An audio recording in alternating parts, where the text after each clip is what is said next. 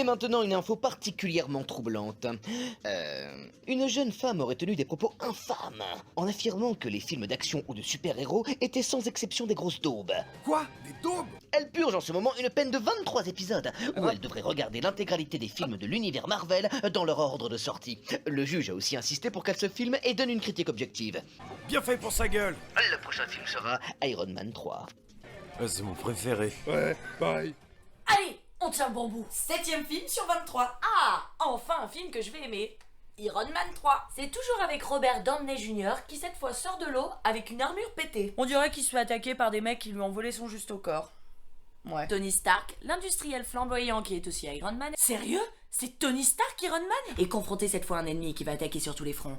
Lorsque son univers personnel est détruit, Stark se lance dans une quête acharnée pour retrouver les coupables. Plus que jamais, son courage va être mis à l'épreuve à chaque instant. Dos au mur, il ne peut plus compter que sur ses inventions, son ingéniosité et son instinct pour protéger ses proches. Alors qu'il se jette dans la bataille, Stark va enfin découvrir la réponse à la question qui le hantera secrètement depuis si longtemps. Est-ce l'homme qui fait le costume, ou bien le costume qui fait l'homme? Ta-ta-tam. Allez, c'est parti pour Iron Man 3.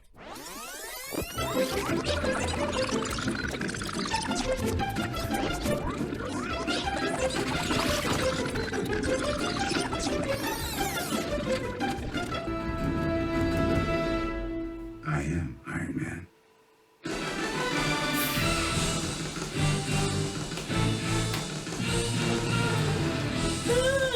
Et bah c'était pas mal. Je crois que c'est notre préféré pour le moment. Surtout que j'étais pas loin de lâcher l'affaire après avoir subi...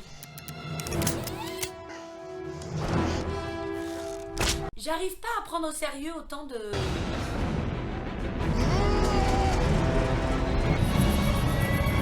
Et là pour le coup, c'est très différent. Le ton est meilleur. Les dialogues étaient drôles. Les personnages sont touchants et bien foutus. J'ai adoré Madame Huile de Vagin en combi d'Iron Man et en mutante badass à la fin. What?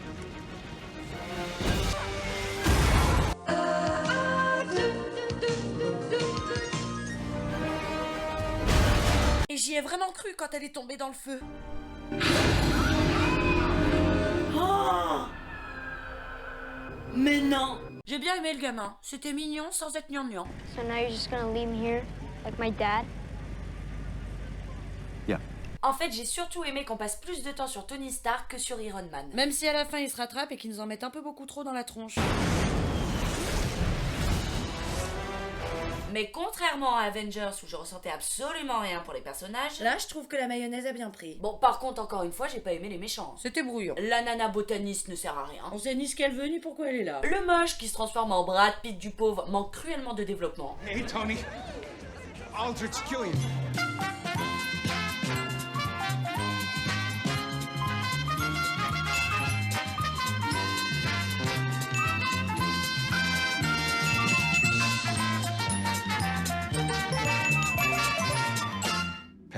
Le mec, il se prend un râteau par Tony Stark. Il est pas content, il veut se suicider, mais finalement, il le fait pas. Du coup, il devient un taré décérébré qui concocte un plan machiavélique avec le vice-président pour tuer le président des États-Unis et construire des mutants pour l'armée. Et la révélation du terroriste, qui est finalement juste un pauvre petit acteur raté, bien qu'assez drôle, tombe un peu à plat. C'est marrant parce que finalement, dans les 3 Iron Man, le problème dans le scénario, c'est le méchant. La fin m'a un peu déçu aussi. Pepper chope un super pouvoir magique. Mais non, en 5 minutes de dialogue narratif, on l'a guéri et il disparaît. Tony Stark, lui, se débarrasse de toutes ses armures sans vraiment expliquer pourquoi. Oui, je sais, c'est une distraction. Super. Et il se fait enlever son cœur artificiel. Au passage, on met un t-shirt plus épais quand on fait une mission d'infiltration.